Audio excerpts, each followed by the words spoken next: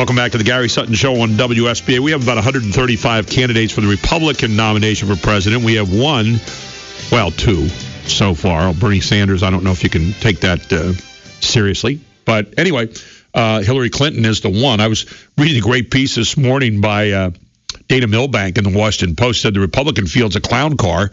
And, of course, the Democratic field on the other side, you had Michael Barone writing about Hillary's press silence speaks volumes. And that's what we have running right now. Now, I don't happen to agree with Dana Milbank totally, the clown car. But by the same token, I think it's gotten to be where there's too many in. But I thought I'd go to someone this morning who knows a little something about all this stuff. It's Camara Clifton, who's been with us many times before, political strategist. And she joins us here on the Gary Sutton Show. Good morning, Camara. How are you? I'm great. Thank you so much for having me back, Gary. It is always good to have you on. You know that. Hey, so I'm reading about Hillary Clinton's day yesterday, and some people have called it the worst day of her campaign so far. She drives into a group of Secret Service vans, drives into a garage, gets out, goes to a hand-picked audience, talks to them, doesn't say very much, doesn't answer any questions from reporters, and then the security forces race across Iowa at 95 miles per hour. I thought that was illegal, but I guess not, to dodge pursuing journalists, and some are calling it the worst day of the campaign. Now we see where Sidney Blumenthal had some intelligence memos with her. We see where Media Matters was paid by the Clinton Foundation. We see where the Clintons made $30 million since 2014 for an organization that supposedly is helping people do good. I'm wondering how much good they're doing with that money being paid to them. So, I mean, all this stuff swirling around right now. I open up the Pandora's box for you to deal with this morning. There you go. Thank you so much. Well, certainly there's a lot to deal with. I'm not sure that I would call what happened in the last couple of days the worst day of her campaign. I think that every day is going to be the worst day of her campaign. I heard a Democrat commentator really early this morning say that he would vote for Hillary Clinton before he would vote for any Republican. Right. And I thought that was very telling about party politics and partisan politics. It's about time, I think, when we start holding elected officials and wannabes completely accountable for their behavior and their actions, and if they have had some service in the government, for the outcomes of that service. And we're not doing that. We're going straight party lines, and if you believe in the platform, that's a good thing.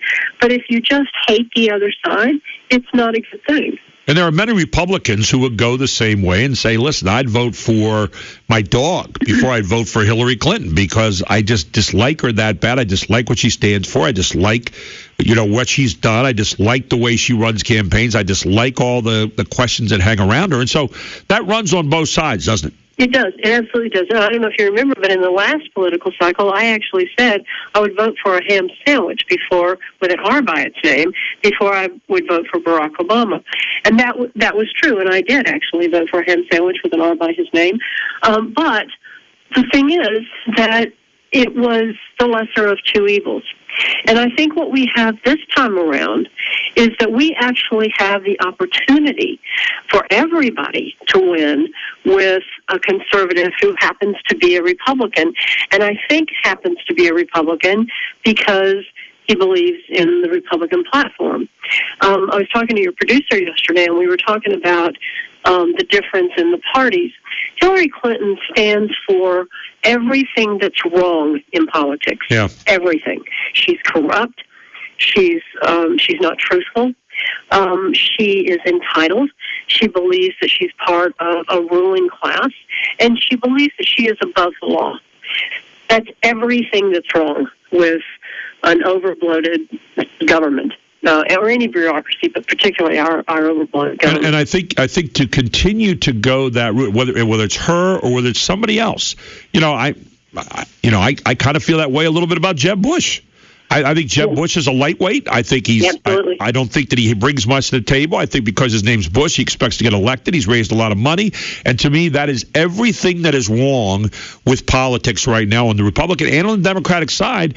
I think you need to clean the slate and start over, and you can't do that if those same dynasties are still kind of hanging around, so to speak. Well, that's true, and with the exception of Bush and maybe Christie, because I did hear somebody on network television today say that Christie should not be ruled out. I think he should be ruled out. He's a lightweight as well, only in his politics, certainly not in his life. But the thing is, for the first time in 35 years, Republicans have choices of people who are highly qualified and represent conservative values and actually the wave of morality that's going on in the country. But it's not. They're there because they have a stake in the game, not because it's their turn. For 35 since Reagan, every Republican has been put up because it was their turn. Even George W. Bush. And I'm tired of that as a Republican, as a conservative, and I think this is a good time for us. So we have a lot of young and new blood on that side of the ticket. But as far as Hillary Clinton is concerned, I don't know if everybody who has registered as a Democrat or as a Republican, as an independent leaning towards a Democrat ticket, I don't know if they're going to be able to swallow that. I think that she is a bridge too far. De Blasio, I don't know if you saw this morning, but he put out a manifesto, and he wants to be president. Well, he's a communist. Yeah, so, he is. He's as bad as it gets. Yeah, let's don't have him. And Elizabeth Warren wants to run with him, so let's don't have her. So who does that leave? I think that's one of the things the Clintons are planning on, is that as bad as Hillary is and as inappropriate as she is to be even considered to be in the White House, she looks better than everybody else on their side of the fence. So I'm hoping that Democrats who cannot take it will just sit it out. Because if they do, then, and if conservatives get up and get off the sofa and go vote, then it's possible that we could have a president and a vice president in the White House who actually care about what happens to us. You know, it's interesting, though, because the Republicans, I'm going to hold them pretty hard right here. The Republicans have been part of the status quo, too. And the Republicans, to my way of thinking, other than holding out on some votes on Obamacare and things like that, they haven't done a very good job of breaking through and making a message and making an argument. And they play the same stupid, cliched game that the Democrats play, and they're not very good at it. And that bothers me a lot. Your thoughts about that, Camara? No, you're so right. And here's the thing: if there were enough courageous votes in the House, the first thing they ought to do, and they missed the boat a couple of months ago, they should put somebody up against Boehner, and whoever it is, they should vote Boehner out, because John Boehner and Mitch McConnell, there's not an ounce of difference between them and any Democrat who sits on the other side of the aisle. Mitch McConnell, I think this week, went on the air and made a very big deal about how proud he was to support the president in this ridiculous trade agreement. And I'm thinking to myself, do you remember what platform you're supposed to be representing? Oh, no, they're horrible. But they are not us. They are not us. They are part of that ruling class. They are part of that corruption. They are part of that power-grabbing, never get voted out as an incumbent group that needs to go because they don't understand what we do every day. I think there's an incredible wave going across this country for conservative values, more freedom, personal freedom, and also for morality. You know, did you see the Sunday night music show awards? No, I did not. Well, Kanye West was booed by the crowd, so much so that you could barely hear him being introduced. And then most of his performance was bleak to the television audience because of vulgarity and profanity. That is a very good sign. That means that there's an app going around that you can get for all of your electronics, including your television, that blocks anything that has to do with the Kardashians. Now, people are signing up for that in droves. They're paying to keep that message out of their homes and off of their personal instruments. Why is that? Yeah. It's because we're sick of it. It's because it's wrong. And you know, you talk about a platform for Democrats and a platform for Republicans. Democrats always promise benefits, and Republicans always promise attributes. Well, if you are a person who wants attributes, which just means that you are free to do whatever you feel big enough to do, and you can actually succeed. You can rise above your station in life. You can accomplish things. You can take care of your family.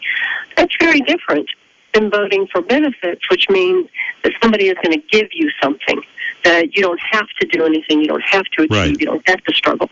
Well, think about it. If you're an attribute person, why would you vote for benefits? Because if you do, as an attribute person, you're going to be paying for other people's benefits. And I think there are a lot of conservative Democrats who are fiscally conservative and socially liberal who ought to rethink that proposition in a very serious way for 2016, because it's only going to get worse if Hillary Clinton is in the White House. Yeah, and I don't know that she has an original idea. She's never had an original idea. No, and the idea is she cannot tell us. One of the biggest things I have a problem about right now, and we're going to take a break here in a moment, but I want you to think about this, Camara.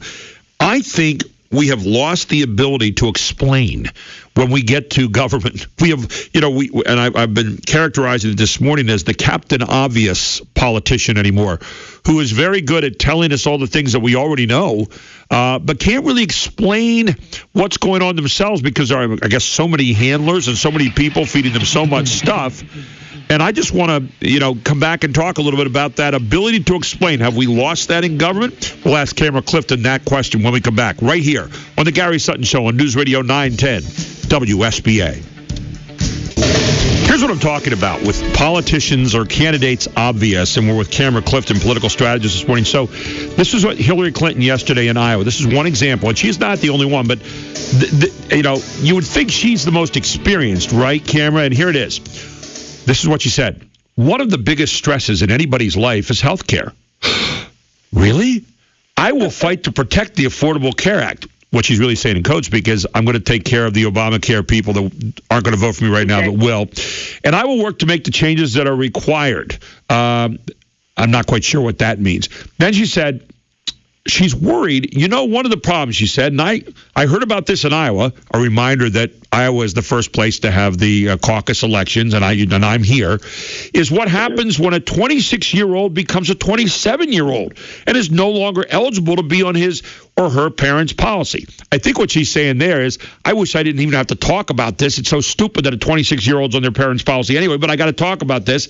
And then she says, that was one of the best changes in the Affordable Care Act. And the fact is that a lot of young people aren't making the income they need yet to be able to afford their own health care. That's because they're living off their parents, you idiot. So we have to look out to see what we're going to do to be able to help them. Now, forget about all the people that were inconvenienced by Obamacare who were pushed off. But then she said, but we are really now in a different world. 16 million people who didn't have health insurance now do. But she doesn't talk about all the ones that were replaced when Obamacare came and all the policies were replaced. She didn't worry about any of that. Amazing stuff here. And this is the Captain Obvious stuff I was talking about. Have we lost the ability to explain anything anymore? Are these politicians so spoon-fed that they can't do it? Well, I think there are a great number of them that's true. I think in her case and in others like her, she doesn't really want to explain anything because as you were reading her quote, you were filling in the gaps of she's saying this, what it really means is that you were translating for us. Right. I think there are two extremes of examples that we could talk about that are politicians who want to be president laying out their visions. We talked a little bit about de Blasio. He honestly believes that the country would be better off, communist, and to get the Constitution and, let's have a nanny state and everybody gets taken care of. He's an embarrassment, an absolute embarrassment. He is an embarrassment. However, the sad part is there are a lot of people in this country who think that wouldn't be such a bad thing. Now, the other side of that... I got about a minute left with you. Go ahead. The other side of that is Ted Cruz. Ted Cruz is exactly what he purports to be. He's brilliant, he's articulate, and he wants to reduce the size of government and turn back everything that's not constitutional for the federal government to do to the states. That is a really good thing, and he's being very clear about that. Now, will people have the courage to embrace that with the understanding that things will change, but ultimately they'll change for the better? I don't know. It's a long run. You know what else, though? I mean, he might be saying that now, but there's a guy that's worked in Washington a good part of his life before, and he comes across to me as plastic and phony sometimes. I hear what he's saying. I'm not sure I buy that he buys it. And I want to hear someone say it that I'm sitting there and I'm not trying to read code speak, that I can say, oh, okay, you can explain that. And I agree with you, Camara. I think he is saying some of the things that some of us want to hear. And yet, is he saying it just so some of us can hear it? Or is he going to turn into the same kind of plastic, phony politician that we've been getting on a regular basis? Well, I hope not. I hope not. I'm with you. The thing about Ted Cruz is that he's a trial lawyer. Yeah. In my entire life, I have known one Republican trial lawyer, and that's him. Yeah. All of the rest of them have been Democrats. I think it's a long road. Yeah, we'll have to run. But anytime you get a lawyer right there, that automatically puts a question mark up on it. Anyway, Camara, always good talking to you. Thanks so much, and let's do it again very, very soon, okay? My pleasure. God bless you. Take care. Thanks.